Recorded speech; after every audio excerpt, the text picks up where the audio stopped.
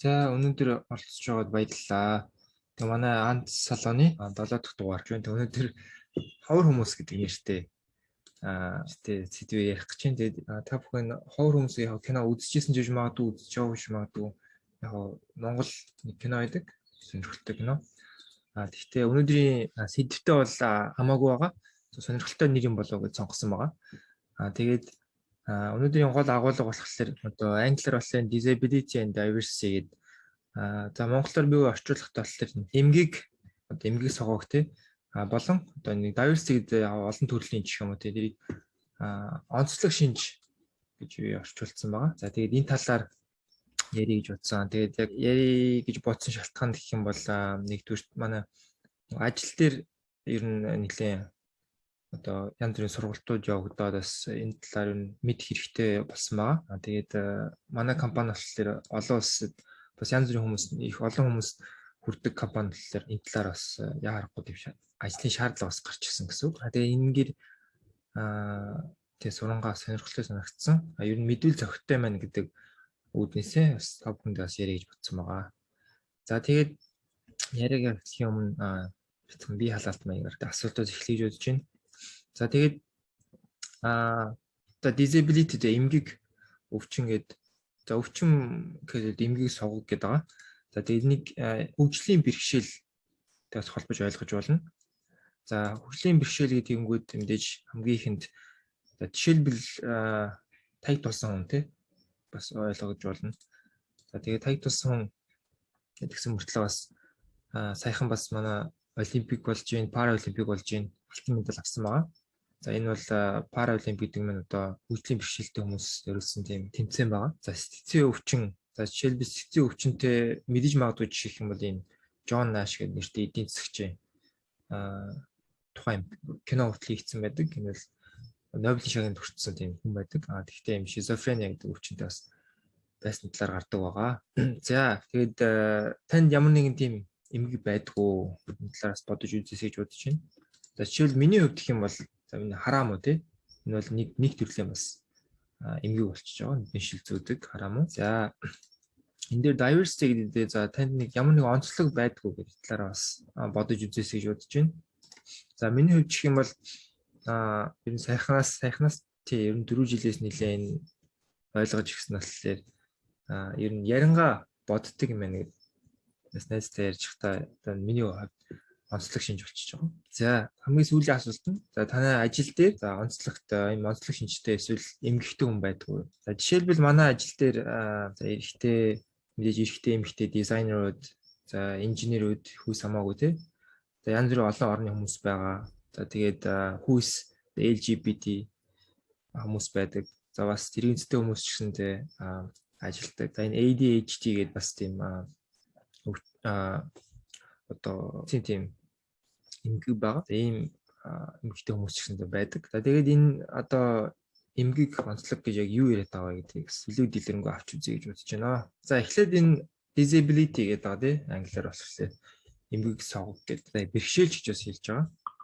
За тэгээд хамгийн эхлээд бидний мэдэх гэх юм бол мэдээж хөдөлгөөний, ярианы, эсвэл харааны сонсголын гэсэн одоо эмгэгүүд байна тий. За тэгээд эндээс бас нуугдмал одоо эмгэг согог байдаг гэдгийг бас мэдэх хэрэгтэй юм байлээ. За жишээлбэл астматай хүн тий. Астматай хүн байлаа гэхэд бол мэдээж шууд ингээд одоо харилцаад ярихад бол мэдэгдэхгүй. Гэхдээ ямар нэгэн тодорхой нөхцөлд бас тэр эмгэг гарч ирнэ. За тэгээд энэ дээр ийм судалгаа хийх юм билээ. Америкт бол бүр нийт хүн амын 10% тийм нуугдмал согог тийм статистик баталгаа бас байна. За тэгээд энэ эмгэг гэдэг нь бас зөвхөн одоо юу гэдэг одоо хараа сонсголын тийм бэрхшээл нэг хэсэлүүдтэйгээр тийм маш өргөн өрөөд байдаг. За тэгээд жишээлбэл хамгийн наазах нь гэх юм бол юм хизээнээс үед нь бас чухал байд юм байна. Төрөлхийн одоо жишээлбэл сонсголгүй хүн байж болно. Түүнтэй харьцуулбал бас олдмол одоо янз бүрийн осол эндэгдэлтэй эсвэл өвчнөөс ч юм уу болоод сонсголгүй бас тийм хүмүүсс байдаг. Тэр болгон бас янз бүр гэдгийг бас ойлгох хэрэгтэй. За тэгээд мөн энэ эмгэг болгондоо бас янз бүрийн тийм төвшин байгаа. Жишээлбэл бүр огт одоо ажиллагаагүй те маш хэцүү тийм хүнд эмгэг байх юм бол мэдээж одоо хүний байнгын асаргаанд байх тийм тохиолдол байгаа. Тэгээд эсрэгээ тийм том садаа болохгүй зүгээр ингийн ажил төрлөө хийдэг. За жишээл миний хувьд хараа мууч гэсэндээ ажиллаа хийгээд асуудалгүй хөдөлгөөн шилтэй ингээд явж байгаа. Энэ дээр бас тийм төвшин бас өөр байдгаа гэдгийг бас ойлгох хэрэгтэй. За дараа нь хоёр дахь гол сэдв маань diversity одоо онцлог шинжийг орчуулдаг байгаа. Нэг төр хаач. За энийг болохоор бие физиологийн оюун ухааны гэдэг бас хоёр хувааж үзэж болох юм. За бие физиологингүүд бие эрхтний тий одоо хараа сонсгол яриа гэдэг дүрмтэй адилхан. Гэхдээ юугаар өөр вэ гэдэг гэх юм бол жишээлбэл онцлог шинж яриа тий. Одоо биеийн жишээлбэл хархан туранхай өндөр нам за хараа гэх юм бол одоо юу гэдэг одоо холын хараа одоо жишээлбэл маш сайн ч юм уу тий. За сонсгол гэх юм бол янз бүрийн тийм давтамжуудыг сонсч чаддаг ч юм уу. Эсрэгээрээ сонсч чаддаг ч юм уу тий. Энд бүгдээр бас онцлог бол явчихж байгаа. За хүйсийн одоо онцлог гэдэг юм бол бас мэдээж магадгүй сайхан ер нь Монголч гэсэн бас том сэдв болоод байгаа нь бэлгийн чиг хандлага тий. Энэ бэлгийн чиг хандлага гэдэг за LGBT класс гэдэг явчихна. Энэ дундаас бас яг өмнөхтэй адилханаар олдмол байж болно, бас төрөлхийн байж болно тий. Тэрийг бас мэдж авах зүйтэй болгож бодож байна. За дараа нь оюун ухааны гэдэг тархины онцлог. Энийг бол англи хэлээр neurodiversity гэдэг. Анх бол энэ сэдвээс яриж бодсон болохоор энэ neurodiversity-ийн талаар илүү судлаа гэж бодож байна. Гэхдээ энэ төр эмгэг сувгийн талаараас илүү эхлээд үзсэн болохоор тэрний яриа нь их болоод энэ талаар бас нарийн материал бэлдэж чадаагүй, судалж амжсангүй. Тэгээ дараа нь бас сонирхолтой санагдвал энэ талаар бас зээж бодож байна. За энэ нь яг юу вэ гэх юм бол оюуны суралцах за тэгээд сөгж чадвар тэр онцлогуд гарч иж. Энэ бол эмгэгээс бас арай өөр байл. Энэ яагаад вэ гэх юм бол мэдээж хүн болгон адилгүйдээ хөлөг болгон жороо гэдэг шиг сэтгэл одоо сэтгэх одоо оюуны тэр өөр тэгээд суралцах арга байдал бас хүн болгон бас өөр ах магадaltaй. Тэрийг бас онцлогтон таар одоо жишээлбэл юуны одоо хичээл зааж байгаа тий. Тэгсэндээ энэ одоо оюутан сурагчтай энийг нь бас мэддэг байх юм бол илүү өөр төвтэй магадaltaй. За тэгээд нуугдмал эмгэг гэдэгтэй адилханаар нуугдмал онцлогуд ирс байдаг. За энэний бол хамгийн одоо энэ дээр хоёр том жишээ гэх юм бол монголоор аутизм гэдэг autism spectrum disorder гэдэг. За энийг бол яг өвчин ч гэж нэрлэдэг. Гэхдээ сүүлийн үед шинжилгээ ухаанаар л энийг бол өвчин гэхээсээр онцлог шинж. Өөрөөр хэлбэл энэ байна тухайн хүний тэр сэтгэлгээний ч юм уу те онцлог хүч чадрын онцлог гэж нэрлэж байгаа. За энэ ADHD гэдэг энийг бол монголоор бол анхаарал татамжшил хэд хөдөлгөөнөх эмгэг гэж яг орчуулдаг юм лээ. Тэгээ энэ бас эмгэг тэгтээс нэг төрлийн тухайн хүний тэр онцлог бас боломжтой. За энэ хоёр сэдв маань ерхэд нэг ийм ойлголтод авчлаа. За тэгээд энэ дээр бидний бас мэдэж байх хэрэгтэй юм болоо эсвэл мэддэг юм шиг мөртлөө тийм буруу ойлгодог тийм ойлголтын талаар танилцуулъя. За эхлээд бас нэг байдаг тий буруу ойлголтууд. Жишээлбэл за сонсголгүй хүн болгон дохионы хэлмэг. Энэ бас зөв биш. Яагаад вэ гэх юм бол мэдээж хүн болгон дэрийг бас сурах тийм боломж нь байхгүй ч болно. За тэгээд энэ дээр эсрэгээрээ харьцангуй сүлд одоо нэг олдмол сүлд сонсголоо алдсан хүмүүс их нь бас сураагүй байд юм байна. Тийм болохоор сонсгол муутай гэдээ бас дохионы хэл мэддэг гэсэн үг биш байна. За тэрэгцтэй бол алхаж чадахгүй тийм. Энэ бас нэг тийм буруу өрөөсгөл ойлголт юм байна. За мэдээж тэрэгцтэй байсан ч гэсэндээ ганц хоёр алхацдаг тийм хүмүүс байдаг юм байна. За энэ дээрээс дугаарлалц одоо эмгэгтэй онцлогтой хүмүүс нэг хэцүү амьдрал туулдаг. Тийм учраас ингээд тэднийг өрөвдөх хэрэгтэй гэсэн бас тийм ойлголт байж болно. Энийг бас яхаа буруу гэж байна. За яагаад вэ гэх юм бол ингэж тэр хүмүүсийг одоо тийм хүмүүсийг ингэж өрөвдөх нь нөгөө талаас тухайн хүнийг огт чадруу гэж бодохтой адилхан гэж байна. Энэ хүн юу ч хийж чадахгүй тийм учраас би өрөвдөх ёстой бодож ин гэсэн. За тэгээд түнчлэн өрөвдөх нь эсрэгээрээ тэр хүмүүсийг одоо хөгжид дэвчгэд сөрөг нөлөөтэй байх талтай байт юм байна. За бас тийм эмгэг за онцлог гэдэг нь бас тодорхой хэмжээний сорилттой боломжтой. За тэг үнийгээ даваад амжилттай аз жаргалтай явж байгаа ч гэсэн хүмүүс өндөө байгаа. Тийм болохоор заавал одоо юу гэдэг нь тэр хүмүүсийг өрөвдөх ёстой ч юм уу тэгж бас бодож бодох нь бас тийм зөв зүйл биш юм байна. За тэгээд бас нэг одоо нэг эмгэгтэй хүмүүс за тэрийг тийм хүмүүсийг бас зөрөгтэй баатар эсвэл онцгой хүчтэй гэж бас авч ярихнаас байдаг. За тэгээд энэ нь зарим хүмүүс одоо ямар яаж хүлээж авах вэ гэхлээр одоо юу гэдэг нь тэрэгцтэй хүнд энийг алхачлаа гэхэд ингээд амар мундаг байна тий. Тэгээд энэ бол бас зарим хүмүүст бол нэг тийм маш доогуур шалгуулж байгаа. Тэгээд энэ тухайн хүн бас эргээрээ бас яг адилхан хөгжиж дэмжих тийм сайн биш үү тийм ээ. За тэгээд хөгжлийн бэрхшээлтэй тийм хүмүүс одоо жишээл ажилгүй гадах юм бол ажиллах дургүй эсвэл ерөөсөө хичээдгүй гэж бас бодож болохгүй. Яагаад гэх юм бол тийм хүмүүс за хэдийгээр хүссэн ч гэсэндээ хичээсэн ч гэсэндээ бас боломж нь тийм хаагдтал байх болон байт юм байна. За нөгөө талаар тэгвэл энэ хүмүүс яавал зүгээр юм ч юм уу те зөв хандлага гэдэг талаар танилцуулах юм бол за нэгдүгээрт бол сайн мэдэхгүй байх юм бол асуух те одоо жишээлбэл сонсголын ч юм уу харааны ч юм уу тийм имийг суугаг байгаа юм шиг санагдвал те дэрийг мэдхгүй ингээд харьцаж ирснаас ингээд тодруулаад асуух. За мөн шаардлага хэрэгцээг сонсох. Ямар нэгэн тийм тусгай одоо шаардлага хэрэгцээ байна уу тий. Байхгүй бол юу гэдэг эсрэгээр заавал тэр хүнд одоо юу гэдэг туслаад ах ч юм уу тийм шаардлага байхгүй ч магадгүй. За мөн бас хүндэтгэж харьцах. За хөгжлийн бэрхшээлтэй эмийг суугахтай гэдэг бас одоо амжиж болохгүй. Харьцагтай ч энэ хүндэтгэж энгийн хүнтэй харьцаж байгаа адилхан хүндэтгэж харьцсан. За тэгээд төвчээртэй байх. За энэ дээр бол жишээлбэл ярианы сувгахтай ч юм те тийм хүмүүс байж болно. Тэр хүнтэй харилцахдаа бас төвчээртэй. За дараа нь болохоор оюуны бэрхшээлтэй хүмүүс те. Оюуны бэрхшээлтэй хүн гэдэг маань таны яриаг бас ойлгохгүй бол гэсэн үг жишээлбэл биш. Тэгээд ийм хүмүүстэй харилцахдаа бас хүндэлж харилцах бас чухал юм байна. За тэгээд ойлгоогүй. За жишээлбэл нэг хүний яриаг хүн яриад л те. Тэр хүн ингээд ойлгомжгүй яриад гэж магадгүй. Одоо жишээлбэл янз бүрийн тийм одоо сэтгцийн ч юм уу, эмгэгч ч юм уу, сэтгцийн онцлогослоод. Тийм бол ойлгоогүй царилах гэхээс илүүтэйгээр ингээд лавлаж асуух. Тэр нь одоо илүү харилцаанд зүйтэй байдаг юм байна. За тэгээд хамгийн сүүлдний хөгжлийн бэрхшээлөө те дөрөв би бас танилцуулсан олдон бол ч юм уу те төвшин бас өөр байгаа. Тэгээд тэр болгоны бас ялгаатай гэдгийг бас санаад тухайн нөхцөл байрлалтай тааруулж харилцах нь чухал юм байна. За дараа нь зохимжгүй зүйлүүд одоо харилцаанд. За жишээлбэл энэ чадамжгүй байдлаас үндэслэн таамаглах гэдэг чинь дөрөв ярьсан. Таамаглах гэсэн зүйлээр л авлаад асуух нь зүйтэй. За тэгээд тухайн хүн чинь ярихгүй байх юм бол хэлээрээ муутай ч юм уу тий тэгж бодхоо хэлээдгээр жишээлбэл тэр хүн одоо ярих дургүй ч магадгүй зүгээр тий. За янз бүрийн тийм одоо хөгжлийн бэрхшээлтэй хүн за жишээлбэл тэргийн зүйтэй сууж байгаа хүн ч юм ингээд өрөвдөж толоог нийлэхтэй. Энэ бол бас зохимжгүй тийм хүмүүс бол зүгээр л хүмүүнтэй харьцаж байгаа юм шиг л харьцах хэрэгтэй. За бас тэргийн цэцрээс нь барих ч юм уу те. Энэ нь бол одоо хувийн орон зайд дураа нэвтэрч байгаас болчихж байгаа. Үнэхээр шаардлагатай байх юм бол туслах тийм зөвшөөрөл авах те. Тэгээд бас нөгөө тухайн хүнийхээ хариултыг хүндэтгэх. За дараа нь бол жишээлбэл сонсгол муутай хүн байлаа гэж гисэн чигэндээ заавал тэгж орилж чанга ярих шаардлагатай гэж магадгүй.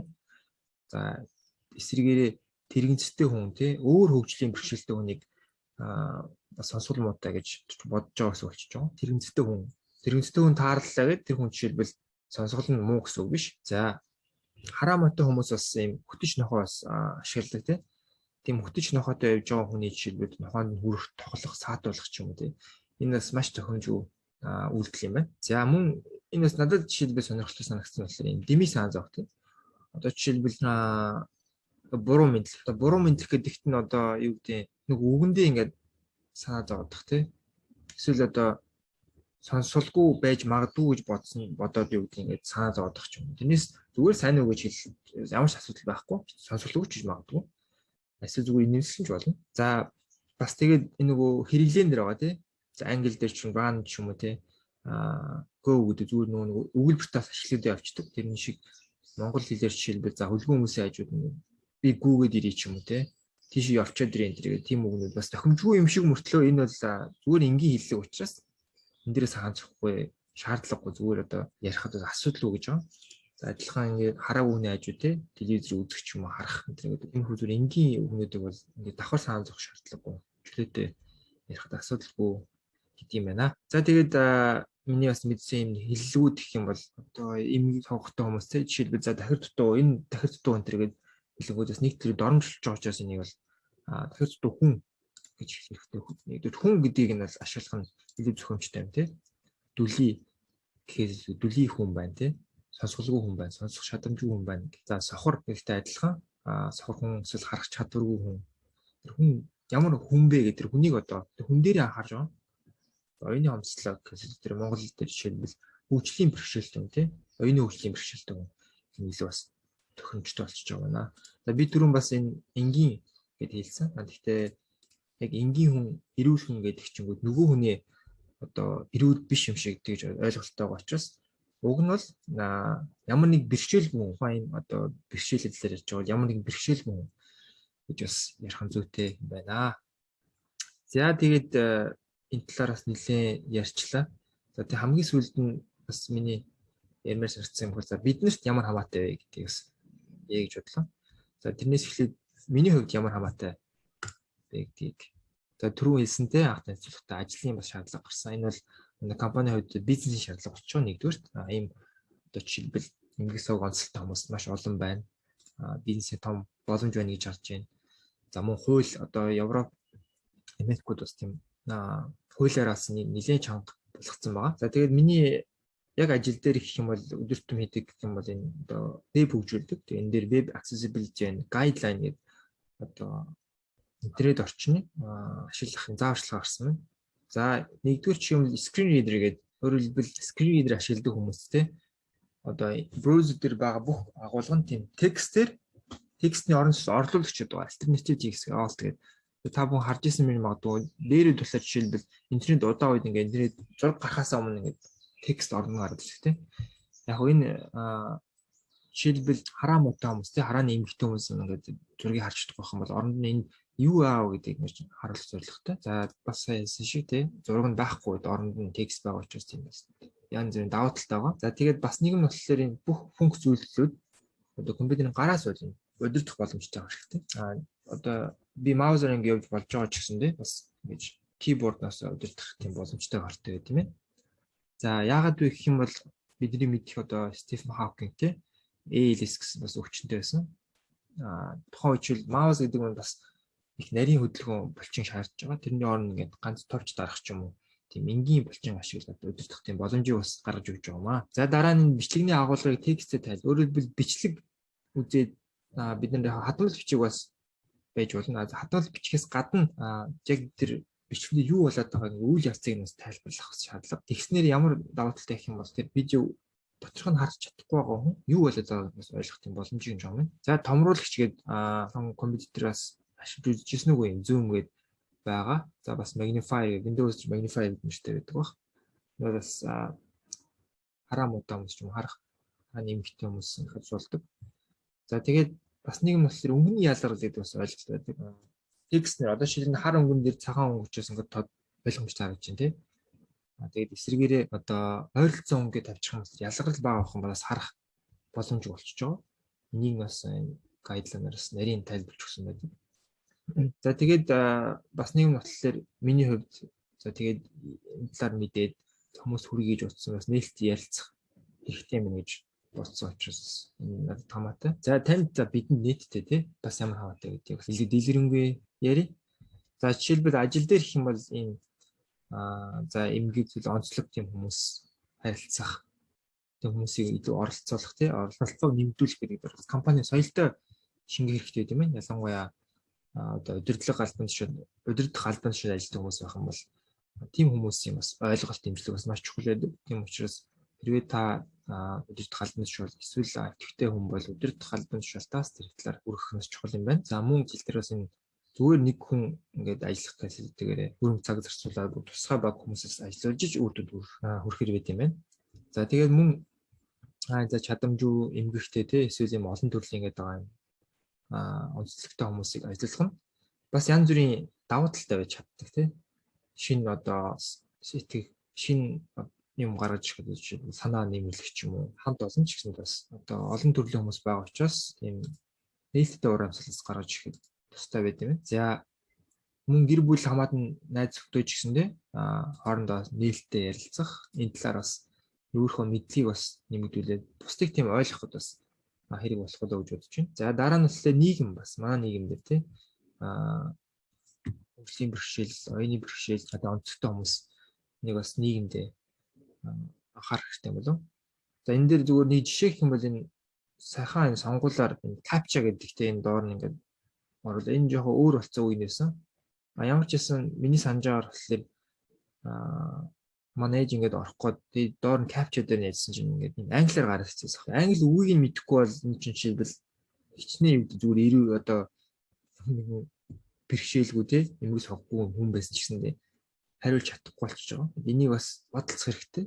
Энэ роботоос хамгаалах гэхээс үздэг хүмүүсээс англи мэддгүй хүмүүсээс ингээд хамгаалаад тийм сүнэн юу болцсон байсан. За тэгээд дараа нь болохоор энэ хөгжлийн бэрхшээлтүүд бодцохтой. За бид нэр интернетээс гараад одоо зарим зам дээр чил тэрнцтэй хүн орох боломжгүй зам байна ч юм уу тий. Тэрс шүүмж байдаг.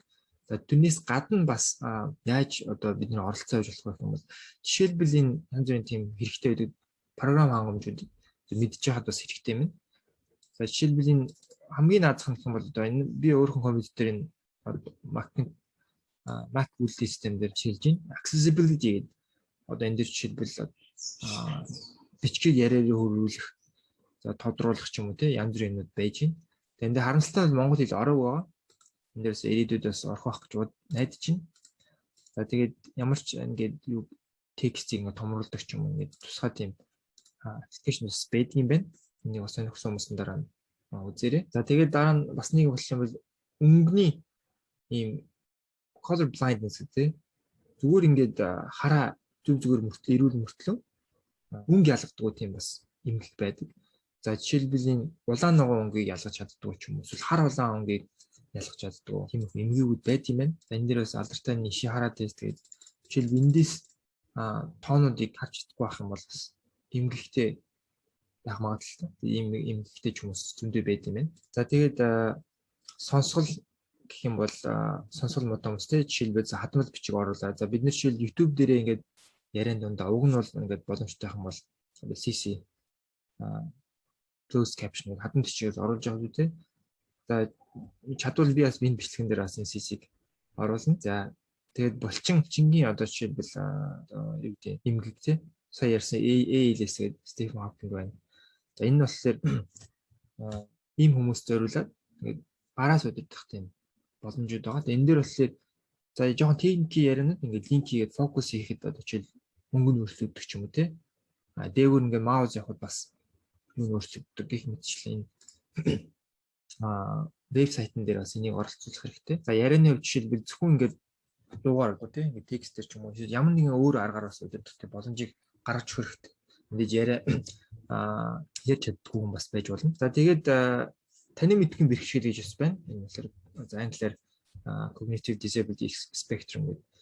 Энэ дэр анхаарал одоо санах ойлгох чадвар тий эмгэг эсвэл онцлогтой хүмүүс байж болно. Тийм болохоор аль болох одоо юмыг тийм энгийнээр байлгах нь чухал болж байгаа юм байна.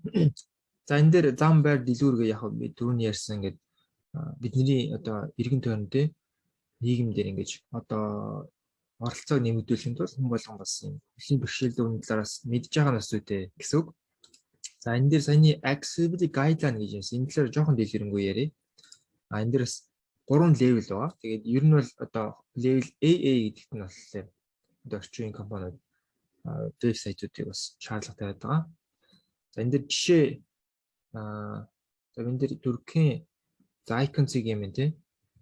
Энэ завьяас өдөр болгоо ингээд мэдээ уншдаг. За энэ дээр ийм шалгадаг бэлэн юмнууд байдаг. Бас манай DevTools гэдэг интернет ашигладаг, браузер ашигладаг тий технологи хүмүүс байх юм бол жишээлбэл ингээд харах боломжтой. За энэ дээр жишээлбэл нэг тийм critical тий амар олон за serious тийм асуудал байгаа юм. За жишээлбэл энэ ямар асуудал гэдэг юм бэ? Энэ дээр тий энэ ингээд одоо бид нэр табаар ингээд дамжиж явхад за жишээл хараамтай хүмүүс нь юу гаа гэж ярьж чинь тий. Тэгээ энэ дээр бол яг юу оруулах ингээ форм бэ гэдгийг нь жишээлбэл за байхгүй байна гэдэг нь асуудал гэж асууж байна. Өөрөөр хэлбэл зараагүй хүн бол энэ дээр юуны одоо талбар байгаа даа. Энд юу бичих ёстой вэ гэдэг бол мэдэхгүй болчиход байгаа. нэг асуудал гэж гаргаж ирж байгаа юм. За жишээлбэл за өөр нэг асуудал гэх юм бол энэ дээр дөрвөн градус гэсэн текст маань өнгөний ялгарл нь бол хангалттай биш байна гаргаж ирж байна. За тэгээ бас нэг жишээ манай өвчлийн бэрхшээл тэгээ хүний өвчлийн ерхий газар гэдэг бизнес сайтыг сонирхож үзсэн.